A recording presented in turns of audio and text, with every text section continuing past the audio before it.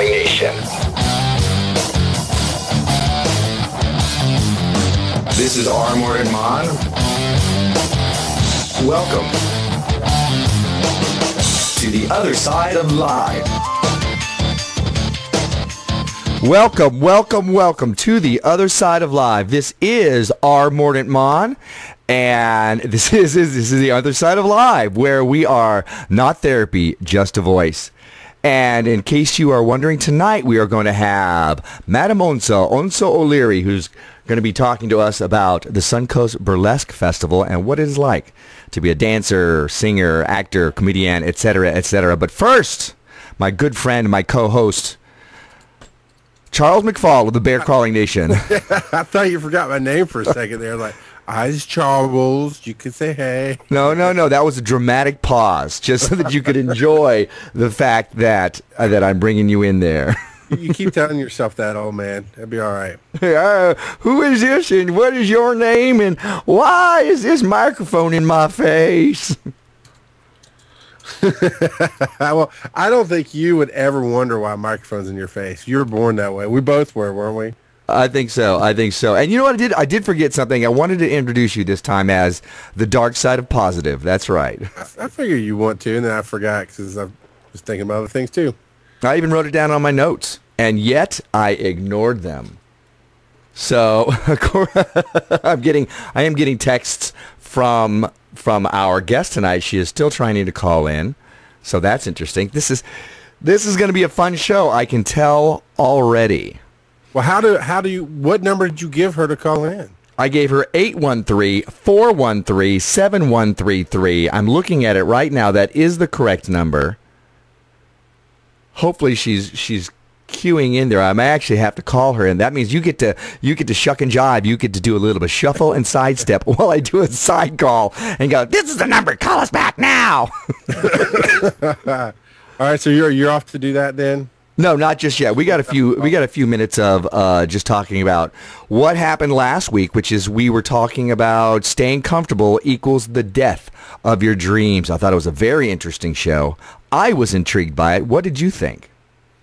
I thought it was very fun. I thought it's just scratching the surface is what I thought. I thought it felt like on any one of the different topics that we talked about relating to the death of your dreams. I know we talked about getting a job. We talked about resolutions or changing your life. We talked about a bunch of things, and any one of those really just scratched the surface. And I felt like it could go. The rabbit hole could have gone a lot deeper. Always it can do that, and yet I think it was a nice inaugural show. That was our first show on the No Agenda stream. I want to give a big shout out to everybody here on the No Agenda stream. We are still babies here. Although we are professional with our guests trying to call in and not able to. Professional. We are professional. We cannot afford a real phone system, so Skype is doing us wrong. Is it? I don't know. Well, you can. You don't. I can call her if you would text me the number. I can do that. I can do that right now. So I can, because I have the Skype. You have Skype out. You could dial her straight, couldn't you? I know nobody wants to hear this, but this is what happens when we bring in people who aren't podcasters. I mean, I'm not knocking her. I stopped there because I'm like, how do I say this and not sound like I'm knocking on her? Because we want to talk to each and every one of you out there. How about we do a test? Somebody listening on the stream right now, give it a call. What's the number again? 813-413-7133. And if you don't get through for some reason, put it in the chat room here on the No Agenda stream. And you can find us, bearcrawlingnation.com/NAS. You can find us on alltalk247.com. Find us on noagendastream.net. And is there a live on your page yet? Or no, we're not doing that, are we? Not yet. It's not there yet. Okay, but those are different ways you can find us. And, of course, the wonderful Rock Girl is running Mixer, which I'm talking with Frank. We are trying to get to the point of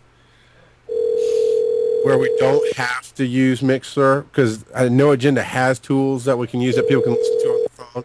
Hello? Hello, is this Madam Onça? It is. I am having technological challenges on my end. I'm hearing everything you say. I was phrasing that nicely because I was not trying to knock on you. I was. That's fantastic. I will not be foiled by technology in my quest to meet my dreams here today. That's wonderful. Well, actually, we have another caller in right now. So, Madam Onça, although we were waiting for you, we're going to ask you to wait on us just a moment. Hey, 910, who is this? And they hung up. That's fantastic. So, Madam Onça, how are you? I'm fine, but amused. Would you like me to call you Madam Onça? Would you like me to call you just Onça O'Leary, or hey, you groovy chick? Fine, or just plain Onça is great. Whatever. All right, I'll switch to that because it sounds a little bit too much like you're a fortune teller when I do that. The Madam Onça.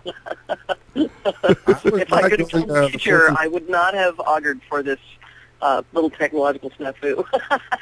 No, but it does make for good radio. Believe me, it's a lot of fun, and I think that our listeners are used to this kind of behavior from us and are actually kind of amused. That's what I'm telling myself.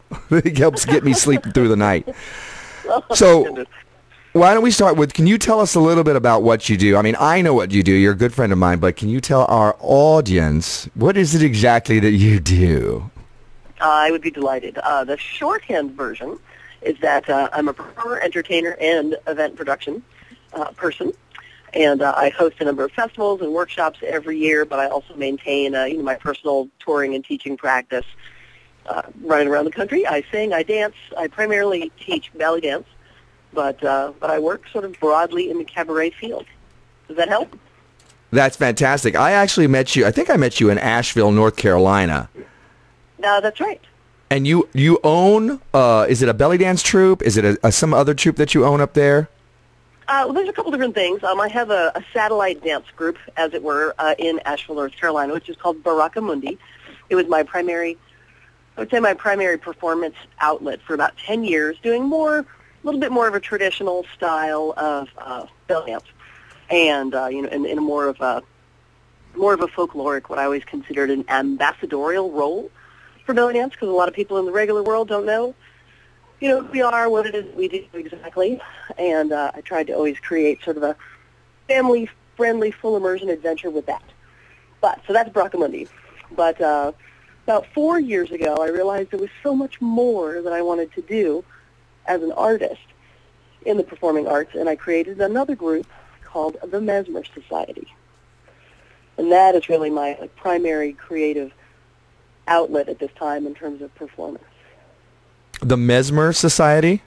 That's correct. What does that? It sounds fabulous. It is. One of the things about Baraka Mundi, I had a great time working with the group over all these years, but it was a large group. We always had maybe 4 to 6 dancers and a live band. It was a big project, a lot to organize, a lot of people to move around.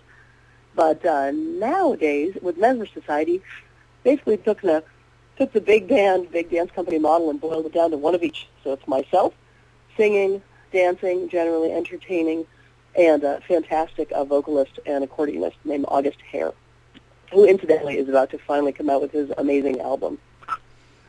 So that's now with just 2 of us, we find that we can travel really all over the country. It's a lot more compact adventure for us, and we're not focused on doing as much folkloric type stuff. It's really a lot more of an edgy performance art adventure for us, doing a lot of Balkan music.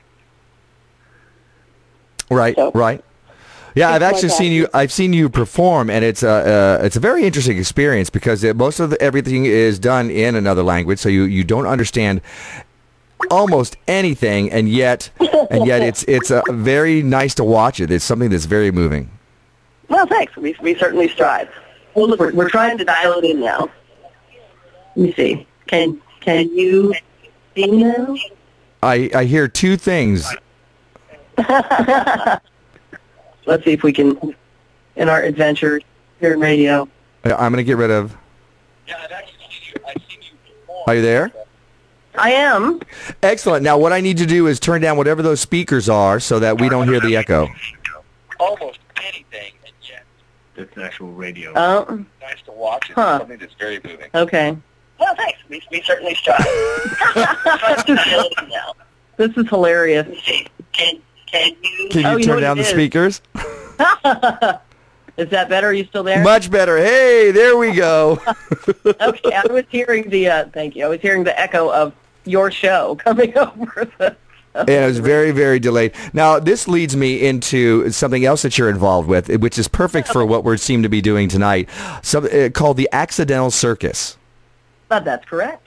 And since tonight seems to be one great big fun serendipitous accident, why don't you tell us a little bit about the Accidental Circus? Thank you. I'm glad to do that. Okay, so the Accidental Circus is another project that I've been working on and off over the last 10 years. And this is actually our 10th year anniversary tour, as it were. Essentially, it's a small group of cabaret performers from around the country who love what we do and love the opportunity to work together whenever we can. Everyone has their, how do you say, their independent passions and independent career, but you get tired of only ever hearing your own jokes, only ever pushing yourself, to your own limits. And it's such an adventure to get to work with other people that you admire and respect and enjoy. So it's a group of folks that come together every chance that we get, usually a couple times a year, to tour, jump around the States. And one of the fun things about the group, in addition to there being a lot of really diverse, again, sideshow, a little bit of burlesque, a lot of musical talent, it is directed by Paulo Garbanzo, our mutual friend, who is the jester of Muncaster Castle in England. So that gives us a little bit of, we like to think that gives us a little bit of sideshow credibility because he's the real deal. That's right. And actually, he's the first, if not only American, to have that honor bestowed on him. That's correct. Yeah, he likes to say he's the only American to ever be an actual jester of an actual castle in actual Europe. So, so that's and he's highly entertaining. With all of the juggling knives and fire and all that kind of stuff that really gets an audience right up and out of their chairs. It's very exciting. Yeah. Now, with everything that you do, with all the singing, the dancing, the comedy, the some of the circus style show things, this has taken you to a lot of places. It's taken you more than just Asheville, North Carolina. You've been all over the country, and am I correct in assuming all over the world?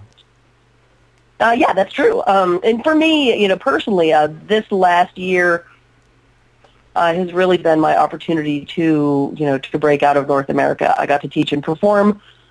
Doing belly dance, singing, all that kind of cabaret performance in Scotland this year. And in the year coming up, I'm already starting to schedule workshops in Germany and Italy and so forth. That is a lifelong dream of mine, to not only be able to travel and see the world and feel like a citizen of the world, but to be able to use my art as a transformative tool to do it. I mean, that's incredible. That's what I've been hoping for all these years. So, having paid my dues artistically and emotionally and financially as an artist, I mean, I'm really excited that this is the time of my life when I really get to enjoy the salad days of performance and do that. So you say that you paid your dues. Reach out to people, all over. You say that you paid your dues emotionally. What exactly have you had to go through? Well, that's a big question, but here's what it is for me. Some of it, I want to make this as awesome as it can be, because when you talk about things that are difficult, it can be difficult, it can be a downer, or you can really remember the parts that are again, transformative and tremendous. Some of the things that have been the most difficult for me as an artist, whom I'm a career entertainer, I mean, producing events, working with the circus, this is what I do. Some of the challenges have come from learning when and how to push myself, what kind of expectations I really can have in terms of seizing my dreams and my adventures. Some of it has to do with learning how other people will respond to that. Does that make sense? It's not just audiences, but, as you are, to be an artist coming into your artistic power or into having a clarity of vision and a clarity of voice, that can trigger the people around you, people who are insecure about their own actions or who are nervous about the direction that you're going with your art. It's not just you in an artistic void. It's you, particularly as an entertainer, it's you bringing what you do to other people. They don't have to love it for it to be powerful, but I mean, as an artist, you do want to feel like you're bringing other people something of value. sometimes that's hard. Sometimes you don't get what you want.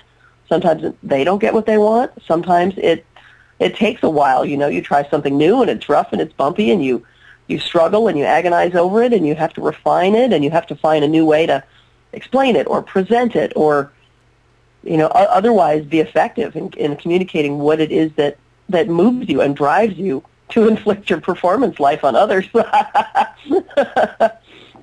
And I think you're right. I think it all is definitely a trial by fire, and with every new thing, with every new show that you do, with every new trick that you may attempt, or new song, or a whole show in and of itself, you're hoping that the audience is going to get it, going to be able to see your vision and feel emotionally touched from it. And that's not always the case, especially in the beginning. Now, it's been my experience that usually the first time you ever do a show, fantastic, everybody loved it, everything went off great, and then it's show 2 through 5 where you're like, oh, here's all the problems. Here's the stuff we have to work through. Yeah. You know, and it takes a while. The sophomore jinx. Yeah, absolutely. Absolutely. Yeah, absolutely. The Tortugas have what we like to call a season of suck every time we write a new show, because we have a whole season where the show just sucks, except for that very first show. Oh, everybody loved it, but then the rest of the time it's just like, oh, they're not liking it, they're not laughing. We're losing money off of this show, but we have to work it until it gets better. Otherwise, this show is then otherwise we don't have a new show.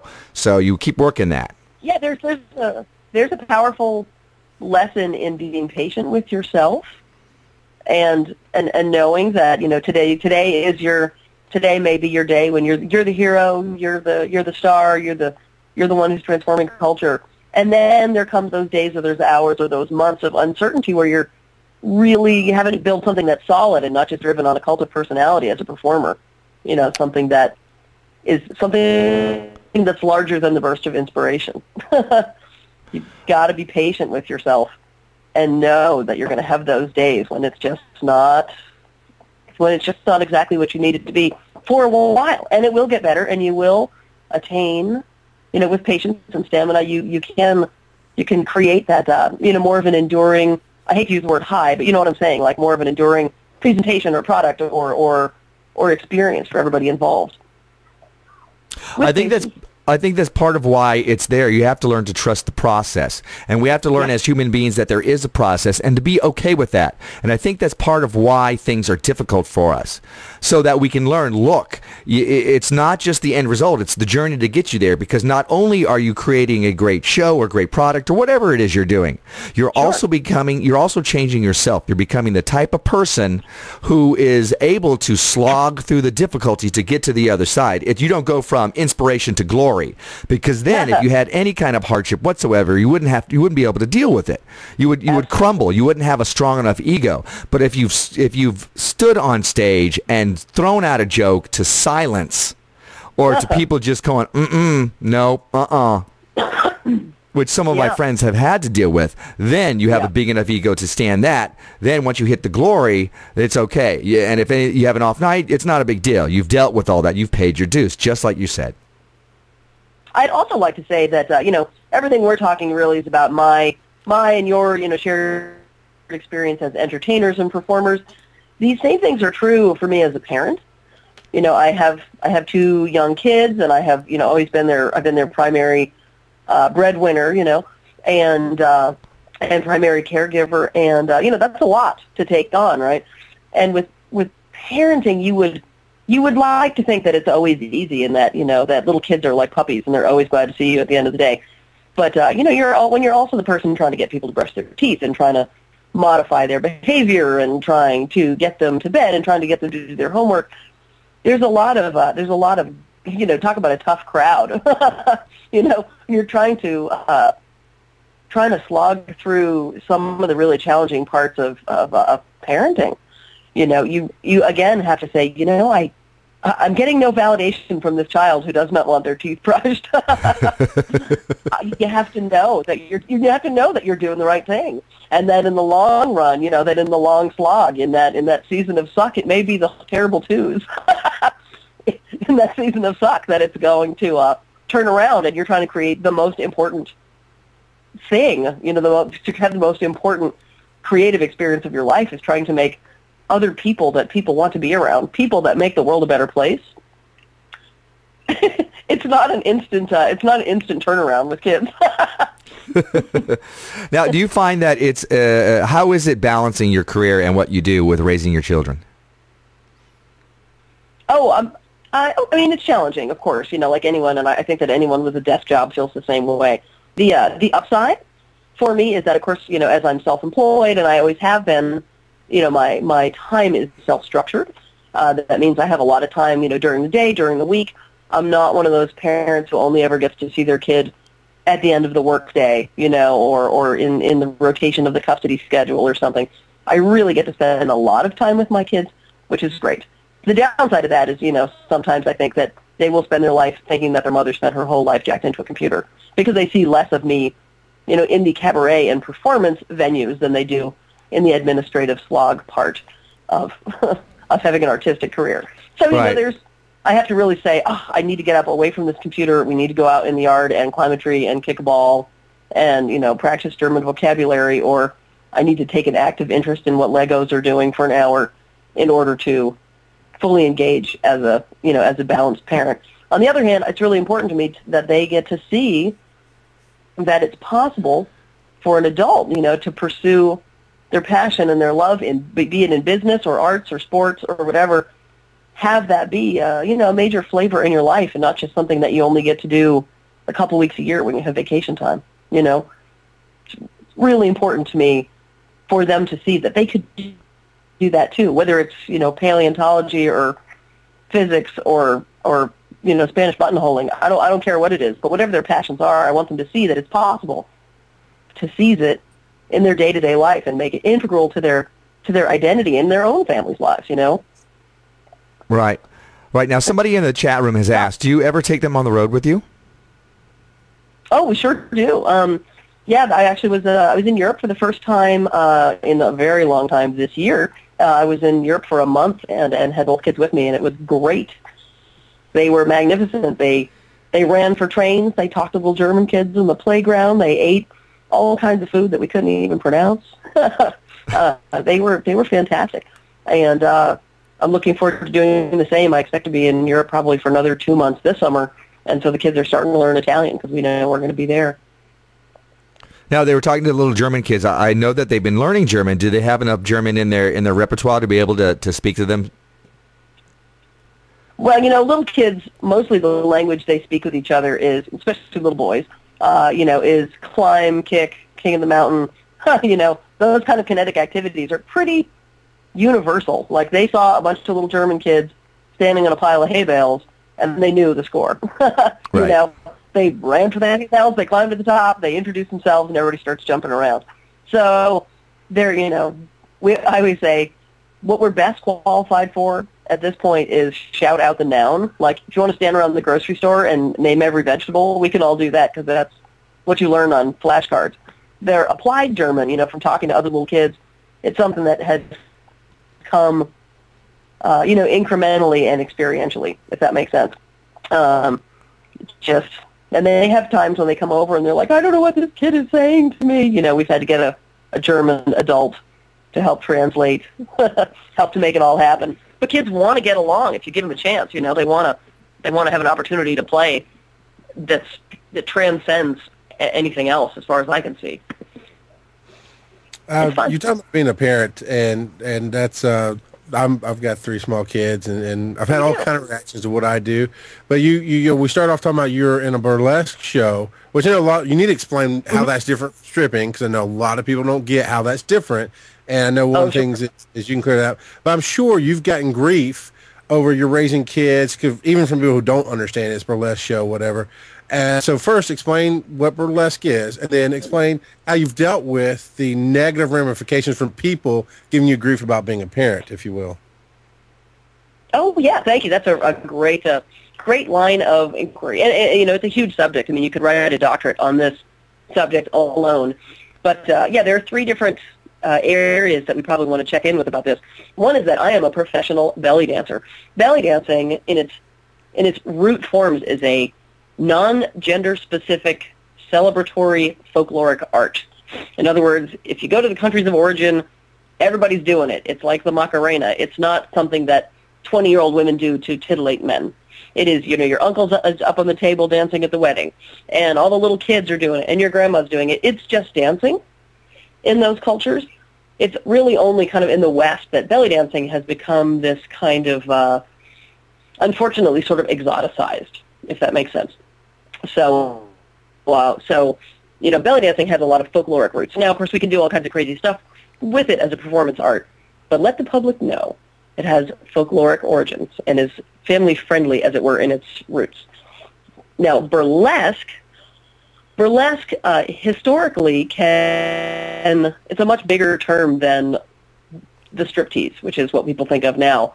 Burlesque, literally in its Italian roots, it means satire, and it's just a really old form of kind of people's theater. The old burlesques included puppet shows and pratfalls and comedians, and it was really more just a form of adult-themed theater, as it were. Like, it dealt with issues of race and sexuality and politics, not really meant for kids, but meant for everybody, if that makes sense. And again, only in the modern era has it kind of become this very specific thing where people equate it with sort of Betty Page era strippers. That is an unfortunate misunderstanding. Now, stripping is a whole other job. You can go be a stripper, and believe me, strippers make a lot more money than belly dancers and burlesque performers. It's a whole other animal. Somebody once said one of the differences between burlesque and stripping is that burlesque happens in theaters, stripping happens in bars. Burlesque, the costumes are fabulous, but the dancers don't get paid nearly as much. In stripping, the costume's not really the point, the tips are. So and there's not usually any underlying political or satirical narrative to stripping. Stripping is a job that helps people pay the bills. Does that help to clarify a little bit some of the distinction? Absolutely. Yeah. Okay, great. And then as for me, I have encountered some challenges over the years just from being a belly dancer. Again, people think they know what that means, but they actually have no idea. And so that's why with Baraka Mundi I took all that time in my career to be an ambassador for actual information. I spent as much time as I could relating to the press, relating to the media, relating to people in schools and church groups in every way possible to educate people about what it really was so they could see it through fresh eyes, And it's difficult when you're in an education profession and you're trying to turn around unfortunate misconceptions, especially when they have to do with, perceptions of race or gender. Because I produced the Burlesque Festival, that was definitely taking on a whole other level of people's preconceptions. And to be clear, I myself don't strip. I don't perform burlesque in the common perception. I don't need to. I produce festivals. I'm very busy creating opportunities for other people to explore that whole genre of adult-themed entertainment that is intended to parody, cause people to question, and transform culture. That's what I do. I'm more of the administrative overlord of burlesque, as it were, rather than, that person right in the front row. It's not always easy, but I have to say there's this massive international surge of interest and in the whole genre, and I think it's because people are ready for do-it-yourself, grassroots. I do this because I believe it. I do this because I made it and created it, and I have a message style entertainment. People want to be entertained by people with their own opinions, their own skill set, and their own mission and vendetta in the world. And these are people who are, as performers, are putting all of their art, all of their creativity, their resources, and their bodies on the line to prove a point that they believe in. That's very exciting for an audience. It's a lot more exciting than a mass-produced boy band kind of experience. So I also, as much as I struggle sometimes with the, battling the misconceptions in the media, there's a tremendous interest. Every city has a burlesque troupe now. A lot of every state has some kind of burlesque festival. I'm doing a show with the Axel Circus this next weekend in the St. Petersburg, Florida area. We basically said, you folks know who I am and know what I do. We're coming to town. Could we possibly pull something together? And they said, let's create a burlesque festival. We've actually got 3 days of entertainment, workshops, performance in every genre right down there in St. Pete, because they just felt like the area was ready for something fresh and new and driven by a message of joy and fun and transformation. Lucky for me, all that ties nicely into my going to Florida to the beach in January. So I would say it's a win-win. Now, before we go any further, I just want to throw out the number is 813-413-7133. If you want to call in and add something to this conversation or ask a question, please feel free. Again, 813-413-7133. Onça, can you tell us a little bit? You say the Suncoast Burlesque Festival happening in Florida. There's going to be workshops. Exactly what are you going to be teaching anything? If not, what are some of the classes going to be happening there? Oh, I certainly am. There's a broad array of classes. I'm one of the instructors, but there are many. And I think that it's indicative, the breadth of subject matter is indicative of how much bigger burlesque is than people think. There are introductory juggling classes. There's percussion and melody classes. There are classes on comedic two-person storytelling, like Abbott and Costello style. I'm teaching, narrative dance. I'm teaching an introduction to burlesque for people who are interested in tipping their toes into that water. I'm trying to think what else. There's classes on building your show, like doing a street theater type performance, and more. I mean, there's days and days of workshops that they are sponsoring as part of this event. There will be a burlesque competition, in a fun spirited, like let's all try to do our best sort of way. They're hosting a competition, and there's an Axnell Circus show, some cocktails and schmoozing and all kinds of stuff. That sounds fantastic. Sounds like you're going to have a lot of fun, and it also sounds like you're going to put in some beach time. I sure hope so, because, up here, I'm currently in North Carolina, and it's cold. Yeah. It is not bikini weather where I am. I look forward to spending some time down there on the beach. So, as a woman who has spent most of her life chasing and catching your dreams, because this sounds like exactly what you've been doing, what hurdles have you had to overcome, or what have you had to learn within yourself, or was there anything that you can throw out there for other people, not just women, but other people who are aspiring to make that move into just not so much keeping with the corporate sector or whatever, but moving forward with this thing that they've always wanted to do? How do you turn that into a business or at least a hobby that you can spend some serious time at? Yeah. I would like to say that, I find myself giving coaching to folks on this subject pretty often, and things that are important to consider. Number one, you'll wish that you did it later if you don't do it now. Why not create a life, where you can do the things that you want to and you love? Why live with regrets, of lost opportunity? So there's that. On the practical end of things, the biggest word in show business is business. So it's wise to spend some time developing some skills. I mean, I wouldn't just walk away from your job and trust that it will all work out. It's wise to put in time and learn what the interest is, in what you do. Learn how you can create a market for yourself if it's something unusual. I mean, for myself, I never would have said, I know I'll quit my job and I will go sing in Romanian and dance around. That would not have sounded like a job description for a person born in Boston, lived in North Carolina. It's an incredible job, and I love it. But I built that career incrementally over a long time by learning to pay attention to the business aspects of show business, as well as, loving my craft of the show part, loving my craft of creating things with my hand, creating things with my mind, creating shapes on stage with my body. So don't forget the business part, and remember that it takes time. Make sure that what you're doing is something that you're going to want to do. If you're going to give your life to it, consider what life you want in 5 years, and consider what life you're going to want in 10 years, because if you're really driven, you're in it for keeps. Now let me ask you this. You can make the string carries you.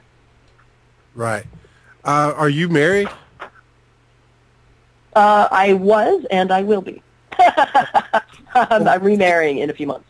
Okay, so you're going to cover the gamut of this. I know a lot of people, it seems like, who want to chase and catch their dreams are typically single parents. I guess maybe because we get complacent being married, or I don't know why. It just seems like in my experience, the people who have the energy or want to chase their dreams or change their situation are single parents.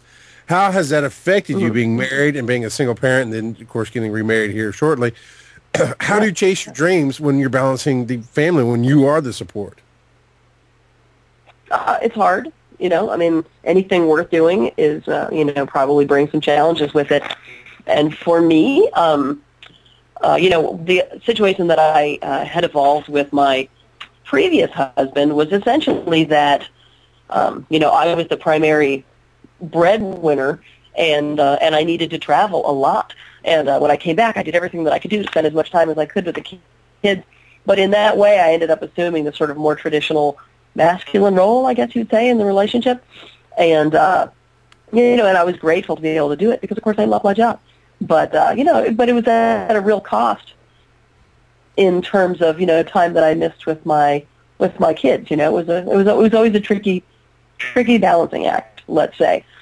And, you know, when I was looking at being single again after, you know, being married, you know, for 16 years, I think I was 21 when I got married, and I was looking at being single, I knew that there was a good chance that I would either lose my creative career because, you know, as a single parent, I might find myself really needing to be both the primary breadwinner and the primary caretaker simultaneously. That's a stressful role, and as a performer, I have to travel a lot.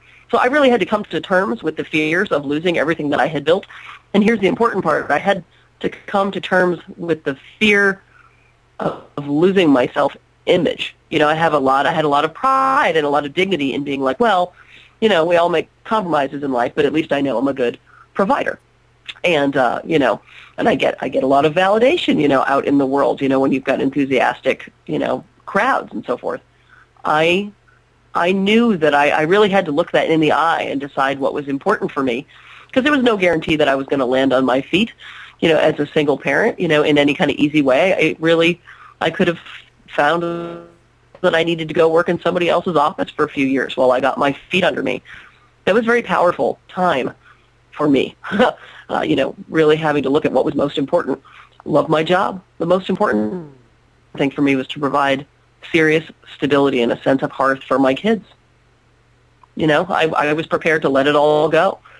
I'm grateful that the way that my life has unfolded, I don't have to let it all go. My fiance is also a performer, tremendously supportive, and our lifestyles seem to overlap in a way that's really conducive to my being able to continue my career, continue to make sure that the kids' needs are provided for in a way that I can feel really good about.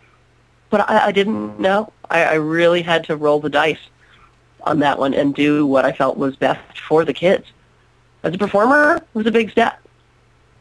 Did you find that focusing like that, making your priorities, it's the family, it's the kids first, I'll do whatever it takes.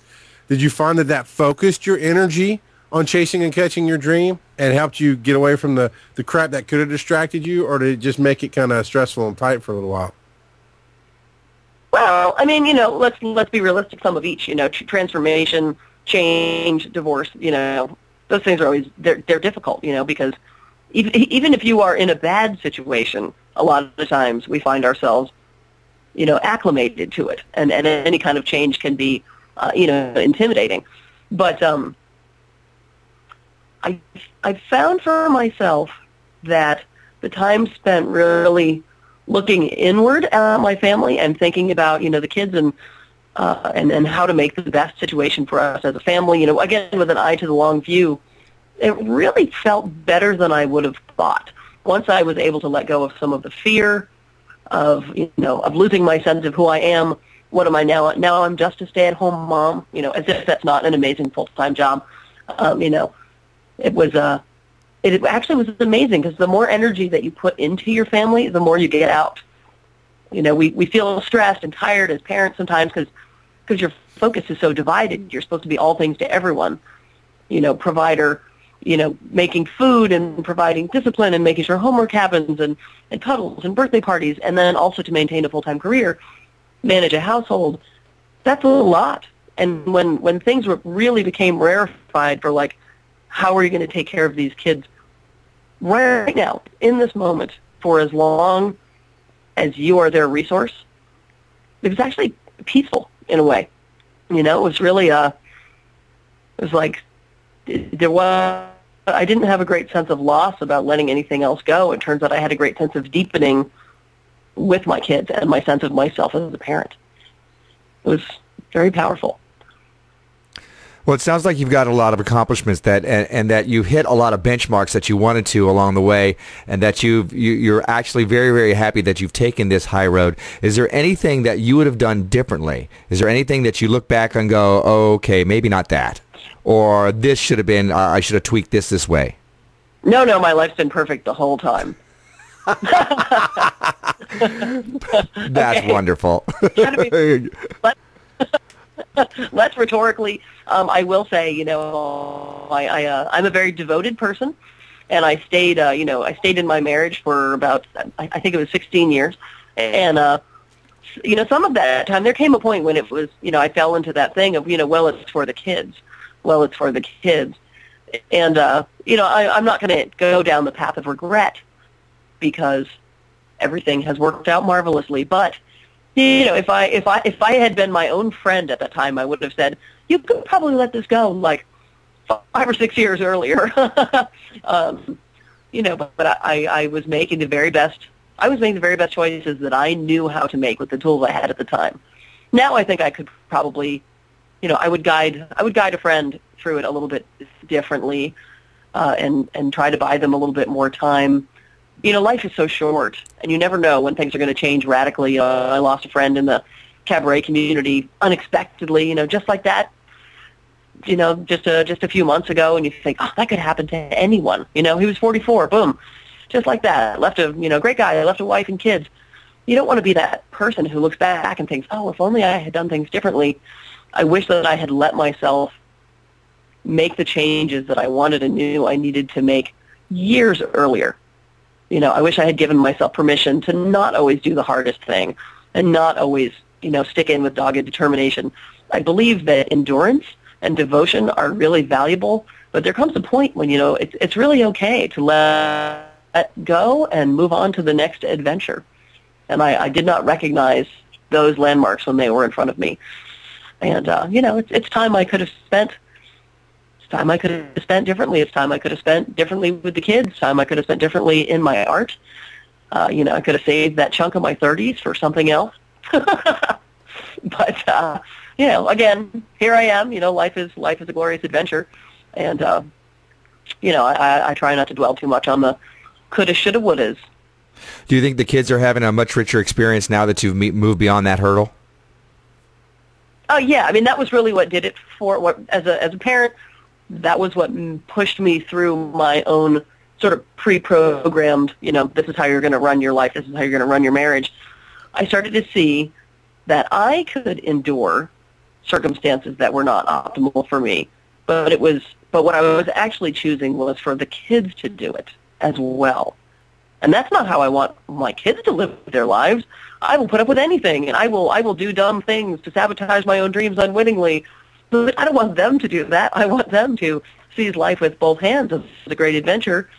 And I realized that I was teaching them, you know, saying one thing with my mouth, but I was teaching them through my behavior to, you know, to squander their opportunities in this world. And I really wanted them to have and do more and see, again, you know, see adults pursuing their love. Right. Of pursuing their life, you know, to see that that it's okay to choose happiness. Kind of a radical concept. I hate to say it, you know, and so now I see them definitely. I see them definitely relaxing into this feeling of being citizens of the world. You know, they travel so well, they engage with so many people, you know, in an open-hearted and interested way. I just, you know, I feel really good about the trajectory that we're on. Again, I'm sorry, I'm a little dense, and it took a while for me to turn the ship. But I mean, I'm very, very happy for them to have this great big wide world, you know, open for them as a playground. and some of that was a mental shift for me, for me to not feel stuck, or bored or trapped or bogged down. How could they be excited, when they saw the adults around them stuck, mired down? And instead, it's like we wake up in the morning and it's, a burning adventure. We're on to the next thing, life is exciting and simultaneously more stable. There's no dread for them, so life is really great. That's awesome.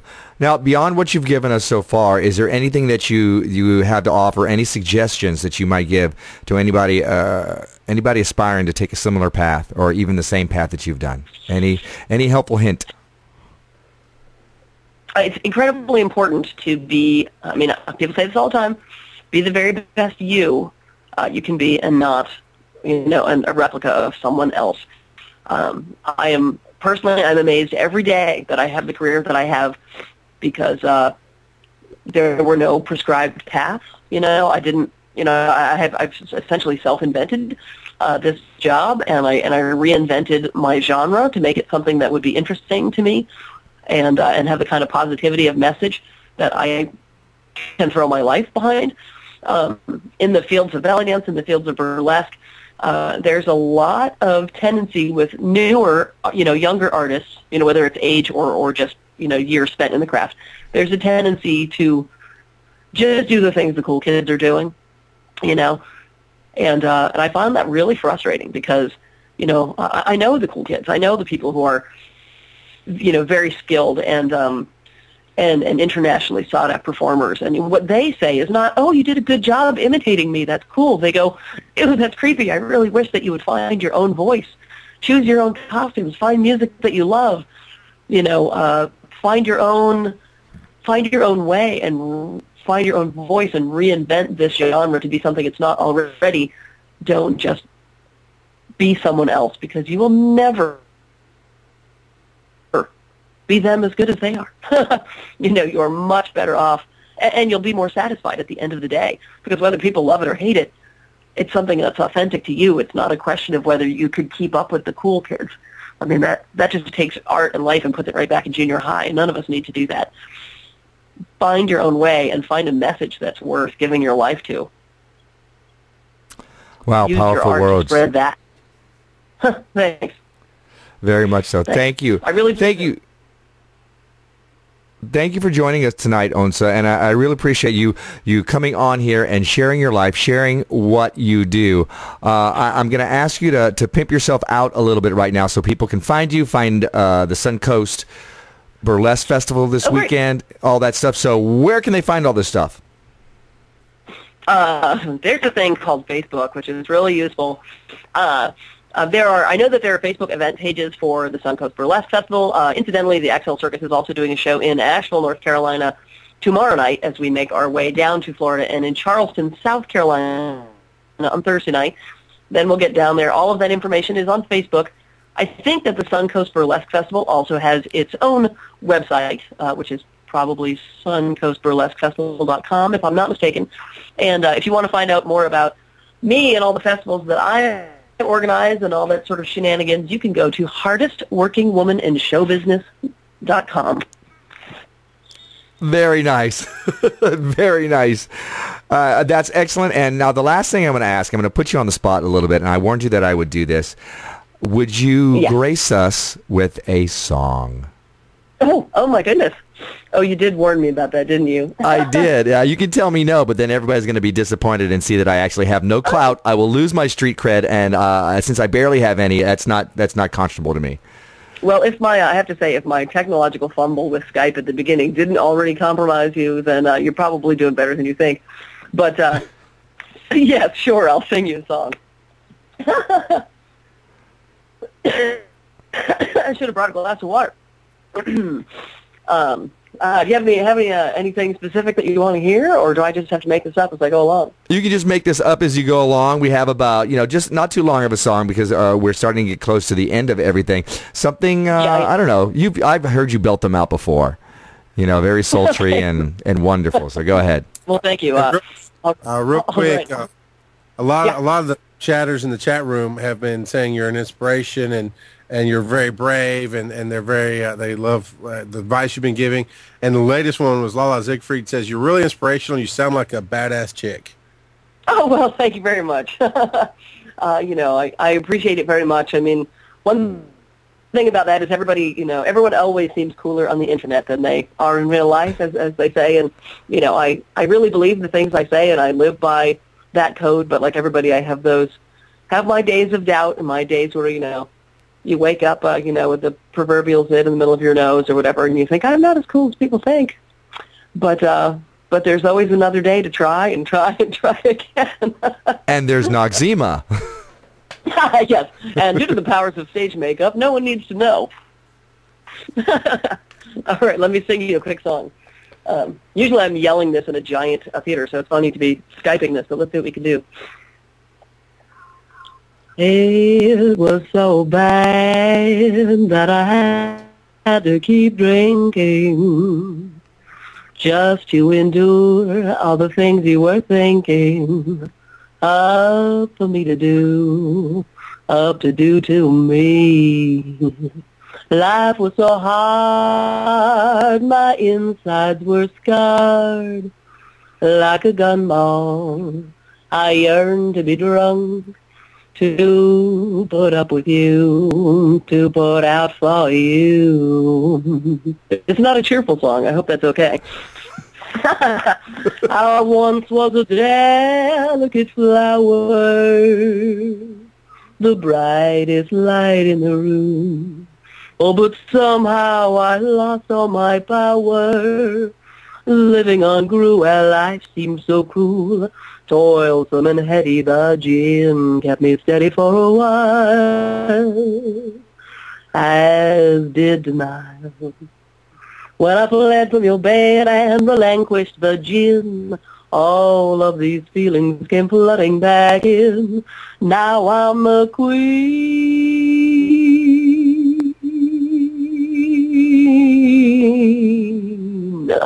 marinating in sin, surrounded by powerless girls.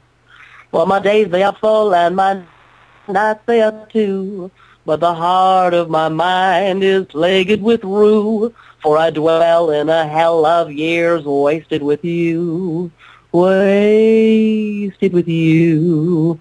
I need a drink.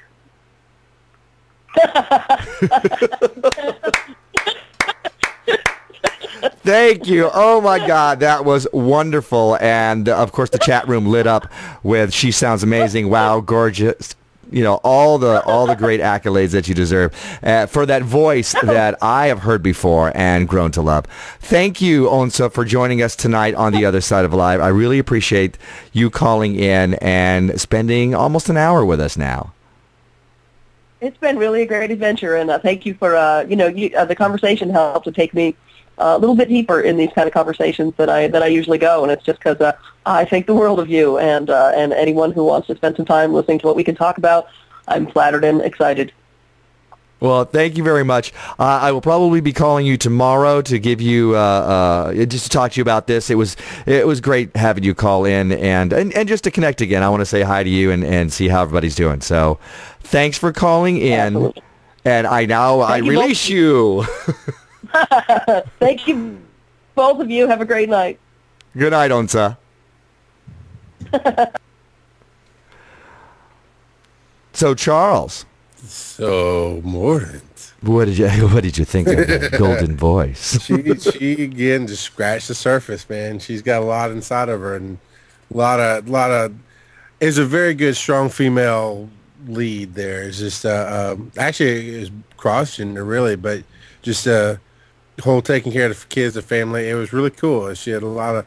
The hour went by way too fast. I agree with Stevie. I'm like, why?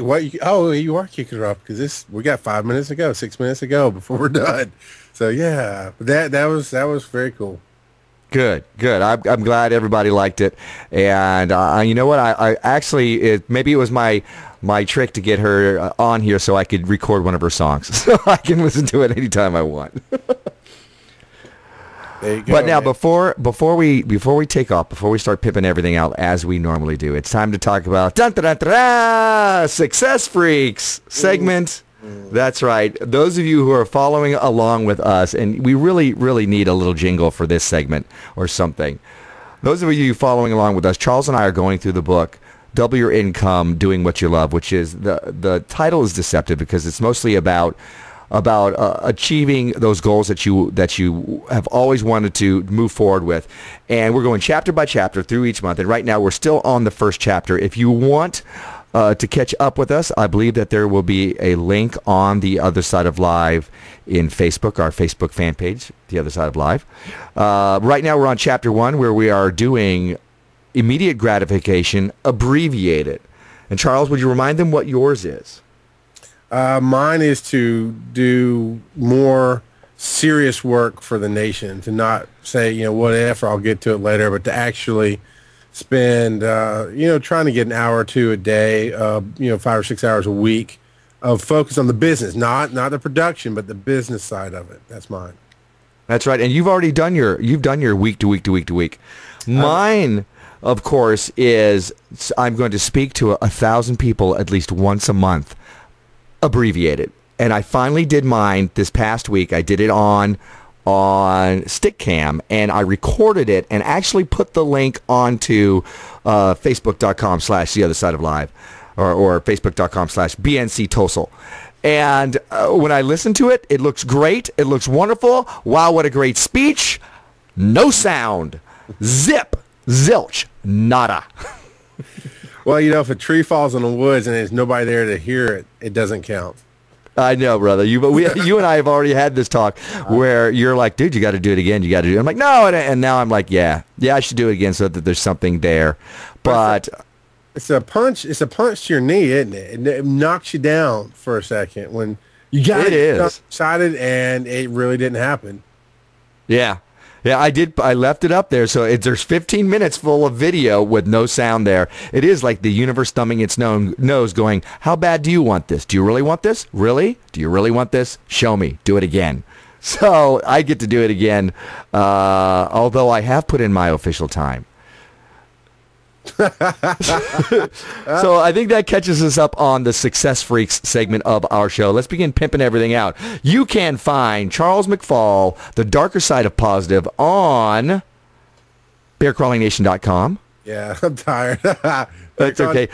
Of course, my live show is Thursday nights, 9:30 p.m. Eastern to 11 p.m. is the podcast version.